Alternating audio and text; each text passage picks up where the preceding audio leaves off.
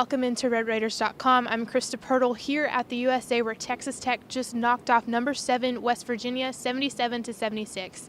Now, I'm not going to say I called it, but I kind of called it. I've actually spoken with Keenan Evans about it a couple weeks ago, saying with you and Devin Thomas on the floor together, Justin Gray is a great ball handler, Zach Smith has improved greatly, Anthony Livingston makes great decisions with the basketball. With that lineup against this Mountaineer press, you'll have a real chance to do well against it and win. And what do you know?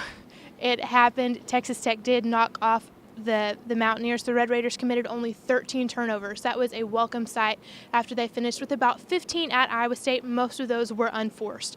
So after that game, a lot of Tech fans thought, well, shoot, if we have that many unforced turnovers, what's going to happen when West Virginia comes to town? Well, what happened was they got the ball into Devin Thomas, who went towards the middle of the floor multiple times, because if he would have gone to the side, game over, he would have been trapped, and that probably would have caused a lot more turnovers. If he needed to reverse it back, Zach Smith was there, and he would take it. One time, he took it all the way down the floor, had a bounce pass to Justin Gray, who finished at the basket. So it was a lot of great decision-making for Texas Tech. Offensively, Zach had 15. Naeem Stevenson, Coach Beard said after the game, he said Naeem really grew up in front of us. Naeem played a heck of a game. He finished with 13 points. He did have 3 of 8 from the floor as far as shooting was concerned, 2 of 2 from 3, one big one in overtime for sure, and then was 5 for 6 from the free throw line. Now, overtime was forced because West Virginia got a second chance opportunity. The Mountaineers are number 4 in the country in offensive rebounds, averaging 16 a game.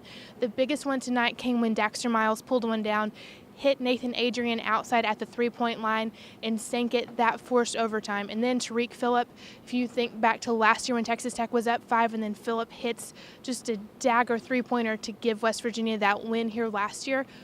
Phillip hits a three-pointer again with less than 30 seconds left, and Texas Tech comes back down here.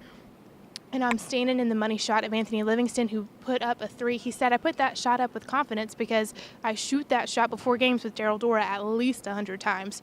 So with that confidence, he put a shot up pretty much from here, sank it, game over. Texas Tech wins. Overall, I mean, only 13 turnovers, 16 assists on 25 buckets. That's what you want to see against this zone. I know Texas Tech only scored 26 points in the paint.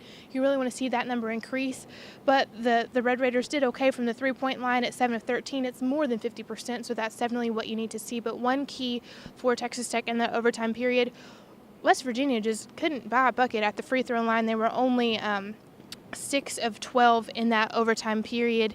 Texas Tech really built off that and kept going and made shots. They went 3 for 6 from the field, 2 for 2 from the three-point line. Once again, Naeem Stevenson, Anthony Livingston, and then 2 for 2 from the free throw line. One thing Coach Beard mentioned after the game, he said, after the Iowa State game, we didn't get too low.